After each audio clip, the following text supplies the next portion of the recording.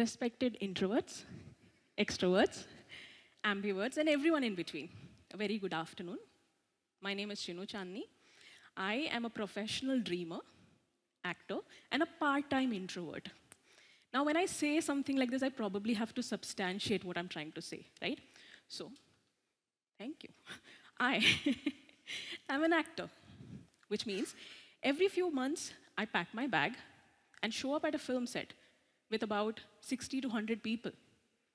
And then I spend the next 30, 40 days navigating this maze. And once I kind of get a hang of what is going on, I pack my bag again and move on to the next film set with a new set of strangers. So, once all of that is over, it's time to promote that first film that I just did, which means you're going to go sit in front of media and answer a lot of questions. A lot of times redundant, sometimes relevant. And then you go from college to college, event to event, cinema halls to sing, dance, talk, promote your film. And then you'll exit, and you come face to face with like hundreds of mobile cameras recording you, right? And what are they recording? They're recording you getting out of a door and walking into a car, or getting out of a car and walking into a door. Often accompanied by redundant questions, but always accompanied by captions that you wish you could rewrite. Right? Now, all of that is over, and you get into your car, you're like, thank God I'm going home. You get a call from a bunch of very young, enthusiastic, energetic human beings. And they ask you, do you want to be part of a TED panel? Right? Be in front of this crowd, under a spotlight, and then, also probably being recorded and probably being uploaded forever. Why would you say no, right? It's everybody's dream. But how else would I get to come here and say, welcome to my TED, where I talk about how introverts can navigate a world designed for extroverts, or as I would like to call it, the guide to the introvert's galaxy. Now, all of us kind of know what an introvert is, right? Since the 1900s, when introversion was first coined as a terminology by Carl Jung, the word has undergone a bit of semantic changes. But more or less, we all can agree on a few things on what it means to be an introvert. So to ease us into it, I'm going to show you a slide right now, an image, and I want you to identify who is an extrovert in this. And what I want is for your enthusiastic participation. What I lack in enthusiasm, probably you could reflect back. So look at this image in front of you, and can you tell me who is the introvert here? The extroverts could shout out loud. The introverts probably send me mind messages. I'll listen you. Anyone? Okay. So a lot of you have identified the young person sitting here on the table as the introvert. I'm very happy to let you know that's the wrong answer. This was a trick question. That person is probably just tired from too much dancing. You'll never know. But I'll show you where the introvert really is. There. That's where the introvert is. Look at them, so happy, so content in their living room with their little book, right? So all of us kind of know what an introvert is by now. And it's a question that we tend to ask all the time, especially if you're an introvert. If you're an extrovert, I don't know why you would ask yourself if you're an introvert.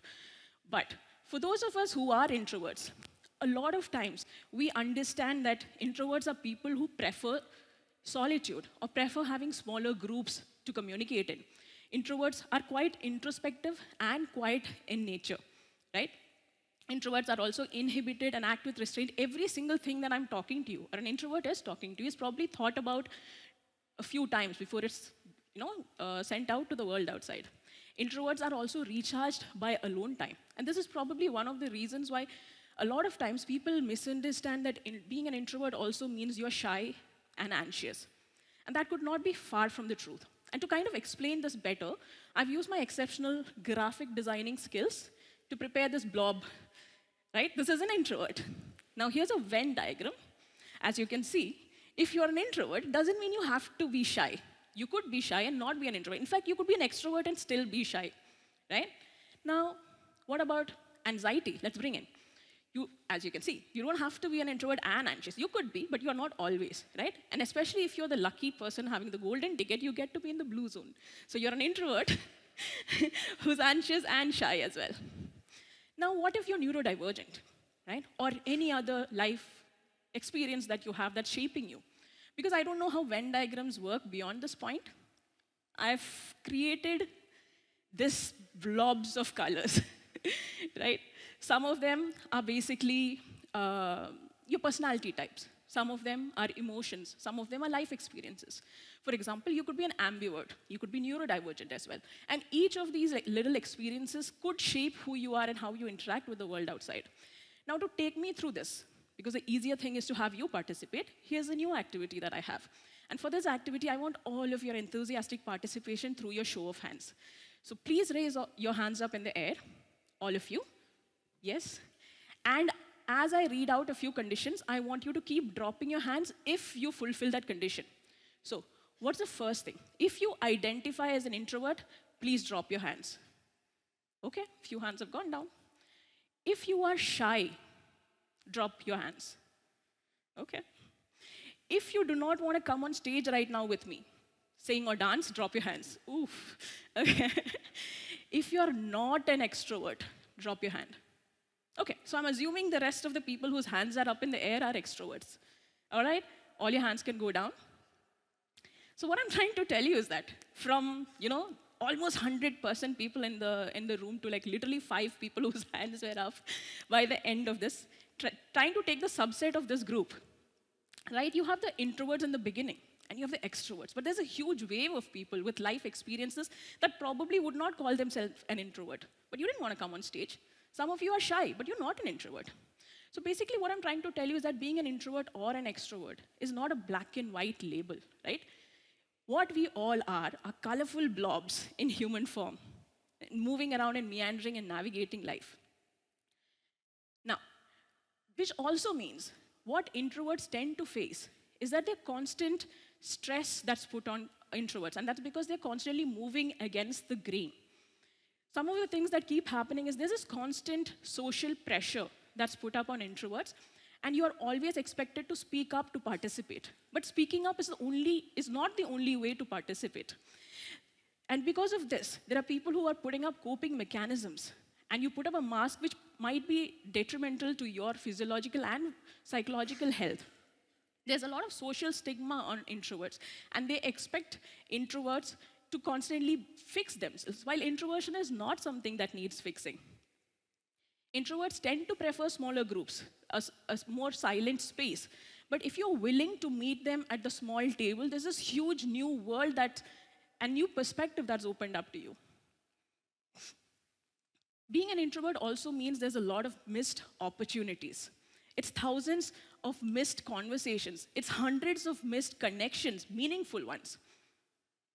Which brings me to something that I think is equally important to be discussed amidst all of us, regardless of whether you identify as an introvert or an extrovert. And that's the dopamine hijack and the forgotten village. We are all under constant buzz, right? There's something buzzing around us. You have, for example, let's take how do we sit to work. We have our laptops that we are working on, and there's a phone buzzing off on the social media, and the notification from your friends, and then there's a third screen with something playing in the TV. So not only do you have a first and second screen, you have a third screen. And what this constant buzzing is doing to us is that we have forgotten the art of just being. Every time you meet your friends, you need to be doing something. You need to go to the party, you need to, go do something, go to the films. But where do you sit down and have conversations? Where do you sit down and do absolutely nothing? And human beings are extremely social creatures. We need community, we need each other, we need our village. And this used to be something introverts are exceptionally good at, right? Sitting down, having deep conversations, and creating our village. But slowly, we are losing out on this art form. We are losing out on our village. Now, a lot of times the onus on creating this village or community falls on the self. But there are limitations to how much you can do as an individual. And you need your community and the state and the government to constantly rally behind you to create spaces that are accessible for everybody. So what can you do as an individual? You start by creating your small table. If you prefer a small group, invite a friend over for coffee. Invite an absolute stranger who shares an interest with you and have conversations with them. And this could lead to creating or building your village, which brings us to the community. And the community can be anything, right? It could be an institution like this. It could be an association. And the community can create spaces for smaller groups. We do not have spaces for smaller groups. What do people do in smaller groups? What do people do in silence? This is one of the most important things that I think the community should rally behind, and that is creating alternative communication channels. If the only form of communication and decision making in your community is people coming into a room and speaking on top of their voices, you're going to miss out on a lot of perspectives from people who would not want to talk up. So maybe an email by the end of the day, maybe a note that they can leave in the office are ways that you could include perspectives that you otherwise would miss on. Community should foster empathy and understanding. This brings us to the state. The state can create quiet spaces in public. Now, it is understood that noise is detrimental to physiological and psychological distress. There's a lot of international NGOs, and there's a lot of there's a lot of countries too who understand the importance of creating quiet spaces in public. Where do we have quiet spaces in our country anymore? Not even our places of worship are quiet anymore. The state then can work on creating inclusive community programs and also invest in research and funding initiatives in order to make sure that everybody in the community is represented. Coming back, I'm getting to the part of the speech that is my favorite part, and it's called strategizing introversion. And this is something I like and I have a lot of experience in because, as I said, I've been dealing with being an introvert for quite some time. So it starts with taking yourself seriously. If you're an introvert, if you're shy, whatever you identify as, you need to start by taking yourself seriously. Learn to say no and pick your battles. You don't have to show up for everything. You can decide what is your priority and show up only for the non-negotiables. And when you show up, create your coping mechanism. And what could that be? It could be inviting a friend to go along with you. It could be questions that you have prepared that you're interested in. It could be showing up at a particular time and leaving at a particular time. So you don't have to take the noisiest part of the event. You can figure out whatever it is that makes it easier for you to be and take part. Remember that when you are at these events, it's okay to take a break. If you're overstimulated, get out, get a breath, take a walk and come back in, and that's totally fine. And this is going to be your best friend as an introvert. Ask open-ended questions. A lot of times I meet people and they go, "Hi, how are you?" And I say, "Good, thank you. And you?" And they say, "Good." And then we are all silent. What do we do? I mean, asking an open-ended question does not mean you meet somebody like, "What do you think of the climatic conditions of a country?" I mean, it could be if you're interested in climate and if you're at a climate conclave. But otherwise, find something that you're interested in. So when you listen to someone's answer, you can talk back, right? Figure out what that is for you. Another strategy that I use a lot in life is called gamification. Now, a lot of you might know gamification. I was first introduced to this concept through a friend who was using it in his professional space. And in fact, that's how I've prepared myself to be here and give the speech, right? So basically, it's figuring out or dealing with life or tasks as if it's a game. So I've broken it down into like 4 or 5 little steps that you could follow. You can make it as complex as you like, but this is how I've divided it. First is find the player. In this case, yourself. And this is something that you can do regardless of whether you're an introvert or an extrovert, right? Now, when you figure out yourself as a player, the most valuable player of your game, you're going to give yourself skill sets. What are your skill sets? What do you like? What do you dislike? And all of this is important because that is how you strategize the rest of your gameplay. Next, find the problem. And thereby, what is the goal? So let's take my example. My goal was to be here and give the speech, if possible. Next, what is the price? Now, this could be something that's different for different people. Some of you might be okay with something like getting points, right? You keep a point system for yourself and you motivate it. But others might need something more tangible. Maybe get yourself a book you wanted. Go out for coffee. It could be anything. Now, you need to break down your actions into action step. And if you're somebody who does not like public speaking, your action step cannot look like get up on the stage and talk. It should actually be little steps that you can take one after the other, and that's achievable for you. For example, for me, it would look something like, first identify what you want to talk about, and then do your research. After that, you spend time preparing your speech, practicing your speech, harrowing your coordinator for the speech, and then showing up and presenting it, right? And while you're doing this, you also need to make sure that your action steps are time-bound. Because saying something like, "I'll do it when I'm ready," is not time-bound. Because we all know that we are never ready. So 2 days for identifying the topic, 2 days for research, 3 days for writing it, 5 days for practicing it, and then show up and present it. And once you're done with it, it's time for you to go back and enjoy your prize. In this case, for me, it's a day off tomorrow, and I'm going to sleep it off. That's how I'm going to reward myself. So the next tool that I use a lot is the power of theater. Now, this could also be the power of art. It could be power of performing art, whatever it is.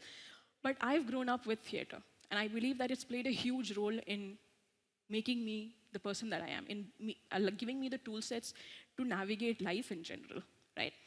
I've noticed in my practice that a lot of times people who show up to theater, especially if they're shy or they are socially awkward, they turn or metamorphose into this very self-aware and completely at bliss human beings in as little as 2 to 3 sessions. And I believe one of the reasons is because theater offers you a safe space, right? It's a controlled environment where there's no judgment, and you get to express yourself without fear. When was the last time you were able to express your rage, your anger, your frustration, your confusion, your happiness, your joy, without the fear of ramifications? Theater gives you this controlled, no judgment space where you're able to explore all of these emotions. To more or less wind up this talk of mine, I would like to remind everybody that we all belong to a world that's so loud and so fast and moving forward relentlessly. And it's the same world that extroverts come and get recharged in, and introverts expend energy to participate in. So we have to find a middle ground to make sure that there is space for everybody. There's more tables that we show ourselves at. And I also hope that while doing that, we are all able to build our villages. Thank you.